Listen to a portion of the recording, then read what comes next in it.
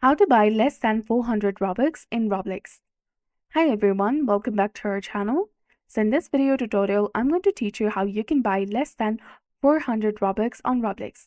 So usually, if you go to the Roblox website, that is www.robux.com, and log into your account, and after that click on the Robux icon in the top right and tap on buy Robux option, the smallest amount you can purchase is 400 for $5. But there is a way around for this. Here's how you can do. On your computer, search for and open Microsoft Store app first.